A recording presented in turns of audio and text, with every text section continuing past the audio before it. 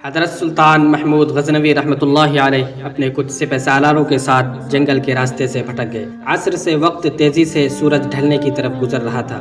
سلطان جنگل میں راستہ تلاش کرنے میں سرگرداں تھے کہ ایک ہندو دھرم کی شہزادی پر نگاہ پڑی جو اپنی کنیز کے ساتھ شاید شکار پر نکل آئی تھی۔ اکیلی شہزادی اور اس کی کنیز اس چیز سے بے خبر دریا کے کنارے پاؤں ڈبوئے بیٹھی تھی کہ ان کے پیچھے ایک جنگلی ریچھ پہنچ چکا ہے۔ اس وقت تک کہ سلطان کا تیر اس کے حلق سے آر پار ہوتا، وہ ریچھ شہزادی کی کنیز کو ایک ہاتھ کے پنجے سے ضرب دے چکا تھا۔ اس سے پہلے شہزادی اپنا ترکش سنبھالتی اور تیر کمان میں لگاتی شاید بہت دیر ہو جاتی۔ سلطان محمود غزنوی رحمۃ اللہ علیہ نے پے در پہ 3 تیر اس جنگلی درندے پر دے مارے، جس سے وہ ڈھیر ہو گیا۔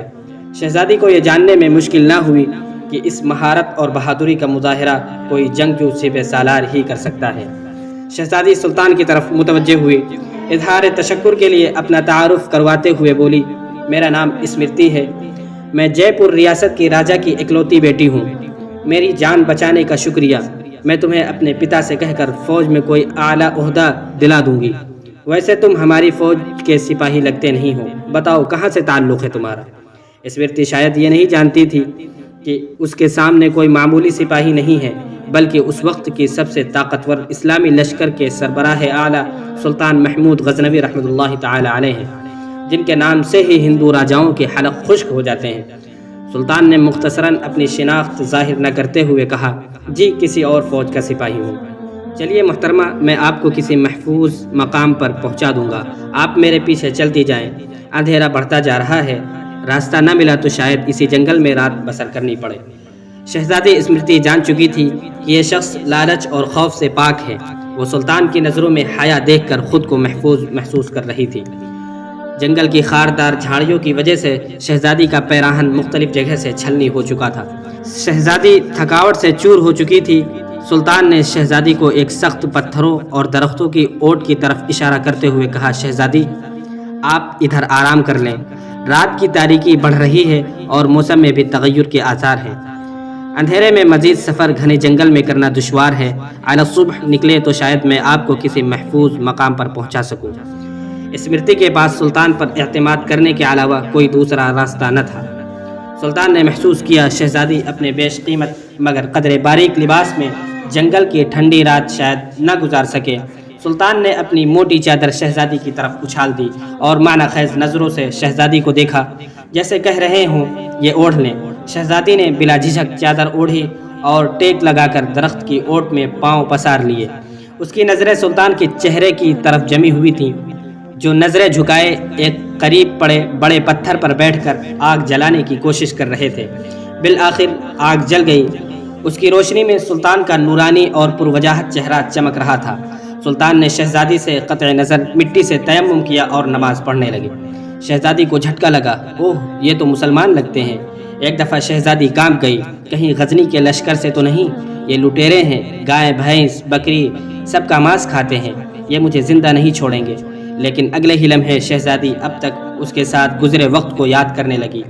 اگر یہ اتنا ہی سفاک اور ظالم ہوتا تو مجھے ریچھ سے نہ بچاتا۔ نہ چاہتے ہوئے بھی شہزادی کا دل پھر سے اطمینان و یقین سے بھر گیا۔ سلطان نماز کے بعد دعا کرتے وقت زار و قطار رونے لگے۔ روتے روتے سلطان نے اپنے خنجر کی نوک اپنے پاؤں کے انگوٹھے پر رکھ کر اس کو دبا دیا۔ شہزادی دیکھتی رہی کہ یہ جوان مرد مجھ سے گفتگو میں بے تکلف نہیں ہونا چاہتا۔ علی الصبح سلطان نے شہزادی سے کہا، اب ہمیں نکلنا چاہیے۔ کچھ دور جا کر سلطان کو ایک سفید پتھر پڑا ملا جو سلطان کے سپاہی نشانی کے طور پر چھوڑ گئے تھے کہ راستہ اسی طرف ہے۔ یہ اس زمانے کا ایک طریقہ تھا کہ جنگل میں پتھر چھوڑتے جاتے تاکہ پیچھے آنے والا راستہ جان سکے کہ گزرنے والا کہاں سے گزرا ہے۔ بالآخر شہزادی اور سلطان ایک ہموار راستے پر آ پہنچے۔ کچھ دور ایک چھوٹے سے گاؤں کے آثار نظر آ رہے تھے۔ سلطان نے کہا، یہ آپ کی ریاست کی حدود کا ہی گاؤں معلوم پڑتا ہے۔ شہزادی، ہاں دیکھتے ہیں۔ گاؤں پہنچنے پر شہزادی نے گاؤں کے مکھیا کو بلاوا بھیجا۔ مکھیا اپنے کچھ ساتھیوں سمیت حاضر ہوا۔ شہزادی نے کہا، ہمیں 2 برق رفتار گھوڑے دیے جائیں اور کچھ خشک اناج اس سپاہی کو دیا جائے۔ شہزادی نے سلطان سے کہا، अजनबी, हमें बहुत हैरत हुई है तुम पर। आखिर तुम किस मिट्टी के बने हुए हो? सारी रात तुम अपने खंजर से जख्म कुरेदते रहे और मेरी तरफ कोई तवज्जो न दी। तुम चाहो तो हमारे साथ महल चलो, हम तुम्हें इनाम व इकराम से भर देंगे अपनी जान बचाने के बदले में। सुल्तान ने घोड़े पर सवार होकर शहजादी से कहा, शहजादी साहिबा, जख्म इसलिए कुरेदता रहा कि आपका हुस्न मेरे ईमान को जद न पहुंचा दे और मेरी तवज्जो मेरे दर्द की तरफ रहे, आपकी तरफ न बढ़े। शहजादी ने कहा, क्या तुम्हें ये मौका गंवाना चाहिए था? हमसे खलवत में मुलाकात के लिए लोग अपनी रियासतें दस्तबरदार करने को तैयार हैं। सुल्तान ने कहा, शहजादी, मैं मुसलमान हूँ और मोहम्मद मुस्तफ़ा सल्लल्लाहु अलैहि वसल्लम का ग़ुलाम हूँ। मेरी नज़र आपके जिस्म पर नहीं बल्कि ख़ुद मेरी अपनी रूह पर थी। शायद मेरे जिस्म से गुनाह का दाग धुल जाता, लेकिन मेरे रूह पर इस गुनाह का दाग लेकर मैं अपने नबी पाक सल्लल्लाहु अलैहि वसल्लम के सामने कैसे पेश होता। मुझे ये गवारा नहीं था, क्योंकि अल्हम्दुलिल्लाह मैं एक सच्चा मुसलमान हूँ। शहजादी ये जवाब सुनकर उस सिपाही की अपने मज़हब इस्लाम के साथ लगाव, मोहब्बत और वफ़ादारी देखकर उनकी किरदार से मुतासिर हुए बिना न रह सकी, जैसे उसका दिल उसी अजनबी के मज़हब और ज़िंदगी में शामिल होने को बेकरार हो। ये कहकर सुल्तान ने इजाज़त चाही। शहजादी ने कहा, अपना और अपनी फ़ौज का नाम बताते जाओ, हम याद रखेंगे। सुल्तान ने चादर से नकाब ओढ़ा, तीर तरकश कंधे पर डाले, तलवार अपने म्यान में डाली और घोड़े की रकाबें पकड़ते हुए बोले, शहजादी, मेरा नाम है सुल्तान महमूद गजनवी और मैं ही गजनी की अजीम शान फ़ौज का सिपह सालार आज़म और सुल्तान हूँ। ये कहकर सुल्तान ने घोड़े को एड़ लगा दी और सरपट दौड़ते हुए आंखों से ओझल हो गए।